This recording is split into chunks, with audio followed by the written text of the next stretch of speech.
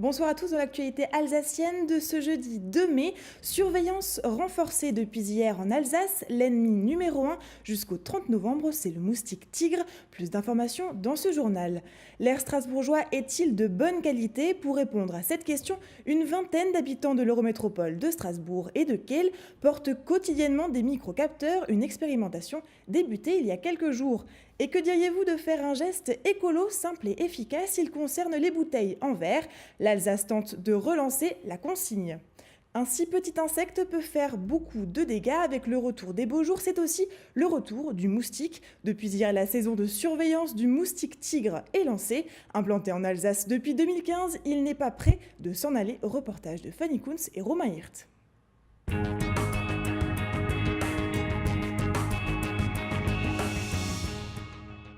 C'est l'ennemi numéro 1 depuis hier en Alsace. Jusqu'au 30 novembre, une surveillance accrue est mise en place pour lutter contre la prolifération du moustique tigre.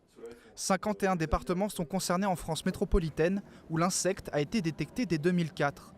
L'Alsace fait partie des zones où le moustique tigre est installé durablement. La question, c'est est-ce qu'on peut l'éliminer, et je pense que ce sera très difficile une fois qu'elle est là.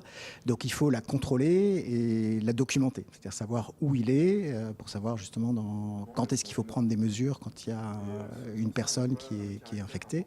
Et donc ça, on sait que ça peut se passer. Et donc c'est quelque chose qu'on surveille. Et donc nous ici, on est dans un laboratoire du CNRS, et donc les travaux, c'est pour essayer de comprendre comment ces moustiques résistent au virus, parce qu'on sait qu'ils ne transmettent pas tous le virus, de façon à voir si on peut mettre en place à long terme des stratégies pour, à défaut de contrôler le moustique, de contrôler la transmission des virus. Le moustique tigre est surtout présent dans les zones humides, en particulier dans les eaux stagnantes. À Strasbourg, il a élu domicile dans les quartiers nord, en particulier à Schiltigheim, Bischheim et Neudorf. Bien que rarement porteur de maladies dans la région, la vigilance est recommandée. C'est un moustique qui peut être vecteur de certains virus, comme la dengue et le chikungunya en particulier. Mais heureusement, ces virus-là, à l'état naturel, ne sont pas présents en France métropolitaine. Et pour pouvoir être transmis en France métropolitaine, il faut forcément qu'un voyageur ramène avec lui dans son sang le virus. La première détection en Alsace de ce moustique tigre, ça a été très tard dans l'automne 2014. Il est surveillé étroitement par de nombreuses équipes. Et nous avons même mis en place un projet européen, Interreg, avec nos partenaires allemands et nos partenaires suisses, puisque également, eux, de l'autre côté de la frontière, ils sont également confrontés à cet insecte. Donc nous nous sommes réunis pour surveiller étroitement ce vecteur dans tout l'espace du Rhin supérieur. Pour aider à identifier l'insecte, un site internet est mis à disposition par l'Agence nationale de sécurité sanitaire. Question santé, toujours, l'air que nous respirons est-il de bonne qualité? À Strasbourg, pour répondre à cette question, des citoyens mesurent eux-mêmes la qualité de l'air à l'aide de microcapteurs. Pendant 6 semaines, ils sont une vingtaine, habitants de l'Eurométropole de Strasbourg et de Kehl. Tous participent à cette expérimentation lancée par Atmo Grand Est. Camille Roland a rencontré l'un d'eux.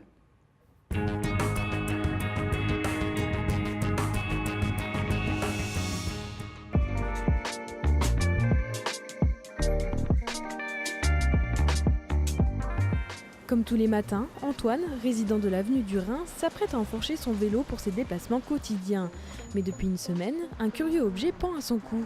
Il s'agit d'un microcapteur, objet en plastique prenant la forme d'un petit fantôme qui mesure les concentrations de particules fines. Comme lui, ils sont 21 citoyens à participer à l'expérimentation visionnaire. Le but, mesurer la qualité de l'air dans leur vie quotidienne. Je suis un Strasbourgeois depuis un certain temps, c'est une ville qu'on aime beaucoup. Je pense qu'on est nombreux Strasbourgeois à aimer cette ville. Pour autant, on sait que c'est une ville qui est polluée pour des raisons qui sont à la fois géographiques avec les montagnes, mais aussi quand même d'industrie, de circulation, de chauffage assez importante.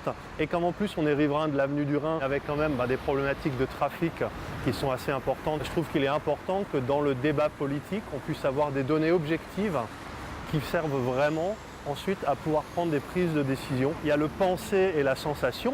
Oui, forcément, quand on entend ce bruit, quand on sent des vieux diesels à l'odeur âcre, on a tout de suite cette impression d'être agressé en quelque sorte. Après, dans quelle mesure est-ce que c'est dangereux ou uniquement une perception? C'est aussi ce que ces mesures vont pouvoir nous permettre d'établir. 2 à 3 fois par jour, Antoine allume le petit appareil lors de ses trajets à vélo, à pied ou encore sur sa terrasse. Il obtient ainsi les mesures de 3 particules de différentes tailles à des horaires et endroits variés. C'est un appareil qui mesure donc les particules. On l'allume en appuyant ici. Il faut ensuite le connecter à un téléphone. Et une fois la connexion effectuée, on va pouvoir lancer ce qu'on appelle une session. Comme ça se fait en continu avec le GPS allumé, on peut donc par exemple dans cette mesure voir l'évolution du graphique au fur et à mesure de la prise, puisqu'après en se déplaçant forcément les circonstances vont évoluer. Bon, là on voit qu'à proximité de l'avenue du Rhin c'est quand même pas très rigolo. Pour Atmo Grand Est, qui surveille la qualité de l'air dans la région et pilote cette expérimentation, l'idée est de compléter ces données, habituellement recueillies grâce à des stations fixes et d'autres placées sur les tramways. Ainsi, Antoine, comme les autres volontaires, a été choisi selon 3 critères, son lieu d'habitation, son moyen de locomotion et son degré de connaissance sur le sujet. Il y a 2 objectifs dans cette opération. Premièrement, c'est que les citoyens puissent mesurer eux-mêmes et faire sa propre expérience. Effectivement, le deuxième objectif, c'est d'aboutir éventuellement à un changement de comportement, c'est-à-dire à une prise de conscience de la pollution qui m'entoure. Et alors, est-ce que je vais peut-être changer de trajet, ne plus prendre la voiture, utiliser mon vélo et passer par un axe moins fréquenté? Parce qu'il y a toujours 2 aspects concernant la pollution. C'est le fait de protéger les autres, donc de moins polluer soi-même, et le fait de se protéger. Après 6 semaines d'utilisation, les 21 testeurs rendront leur microcapteur le 28 mai et les résultats seront communiqués dans l'été.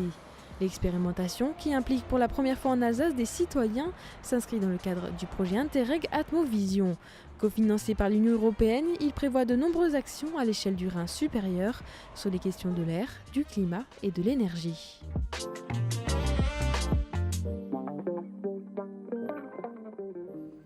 Nos voisins allemands en sont adeptes. Dans le reste de la France, elle a totalement disparu. Mais en Alsace, elle résiste et connaît un regain d'intérêt. C'est la consigne, son principe, ramener sa bouteille d'eau ou de bière au supermarché et récupérer un bon d'achat. 25 millions de bouteilles consignées sont vendues chaque année en Alsace. Mais le potentiel de développement est important. 3 entreprises alsaciennes et l'association Zéro Déchet Strasbourg se sont unies pour lancer le réseau Alsace Consigne. Reportage de Camille Roland entre Célestat et Eurfelden. C'est un geste qui avait tendance à se perdre. Mais dans les supermarchés alsaciens, la pratique de la consigne revient peu à peu. 30% des grandes surfaces sont équipées d'une machine à déconsigner. Et ici, à Célestat, elle a ses habitués. Le système ici, il est bien. Bon, on met les bouteilles là-dedans.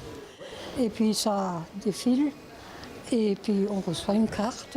C'est tout simple. Je préfère ça aux petites bouteilles.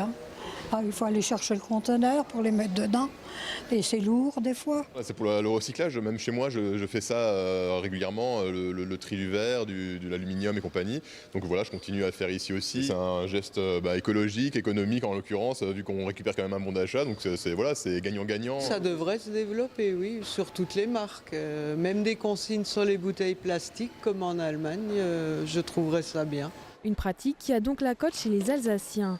Selon une étude de l'ADEME, 88% des consommateurs trouvent la consigne très utile.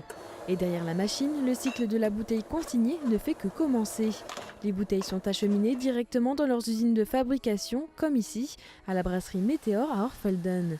Ici, 20 000 bouteilles sortent comme neuves toutes les heures. Nous, on va faire ce qu'on appelle la dépalettisation. On enlève les capsules de surbouchage qui sont éventuellement encore présentes sur les bouteilles. On fait un cycle de lavage qui dure entre 25 minutes et 35 minutes en fonction de la vitesse de la ligne de conditionnement. Ensuite, les bouteilles, une fois lavées, sont vérifiées intégralement par une mireuse avant le remplissage. Et après le remplissage, on fait l'étiquetage, encaissage et elles sont de nouveau disponibles pour le consommateur. Une même bouteille peut être utilisée 20 à 25 fois. L'impact est donc à la fois écologique et économique.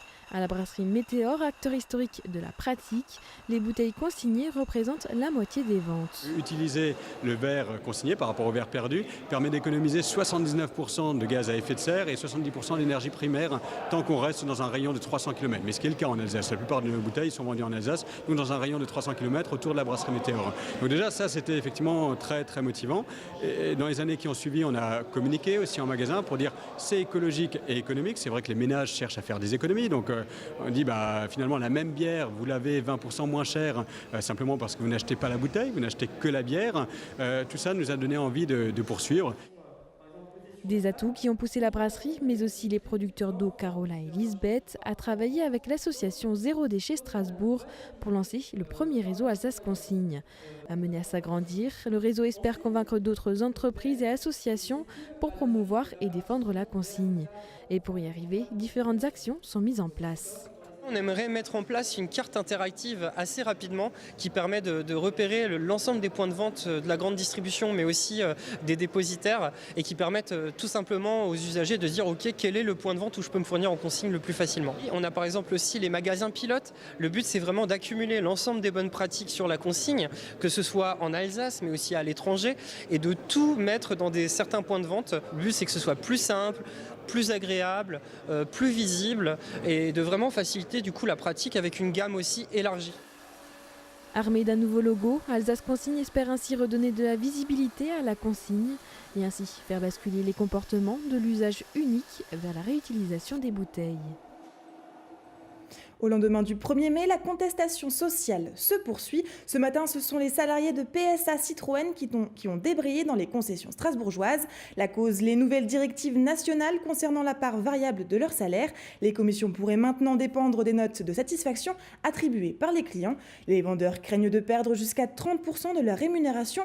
On écoute l'un d'entre eux au micro de Fanny Kunz. Aujourd'hui, on constate que l'entreprise semble persuadée que la vente, ce n'est plus les vendeurs qui la font, mais c'est plutôt le marketing à travers des leads et d'autres moyens de communication, et que le vendeur n'est là finalement plus que pour rédiger un bon de commande. Ça semble insuffisant pour le constructeur, mais c'est une impasse que d'imaginer ça. C'est beaucoup plus complexe. La vente d'une voiture demande une finesse d'esprit, une intelligence de langage pour convaincre un client dans le monde très concurrentiel dans lequel nous vivons. Donc on ne peut pas accepter aujourd'hui d'être réduit à ce mode de management qui ne veut plus payer le vendeur pour sa tâche première, c'est-à-dire la vente de la voiture.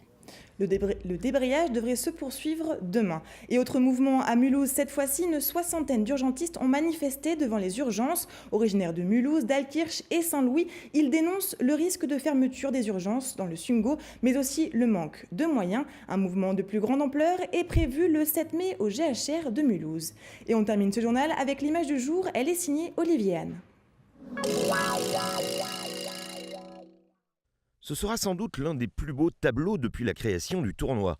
L'édition 2019 des internationaux de tennis de Strasbourg multiplie les annonces d'inscription de joueuses prestigieuses. Aujourd'hui, c'est la numéro 8 mondiale, l'américaine Sloane Stephens, qui vient de confirmer sa participation. Vainqueur de l'US Open en 2017, elle est la seconde joueuse du top 10 à figurer dans le tableau, où elle rejoint les 11 joueuses du top 50 déjà annoncées. Rappelons à ce propos que les meilleures joueuses françaises, Caroline Garcia, Pauline Parmentier et Alizé Cornet, seront également présentes.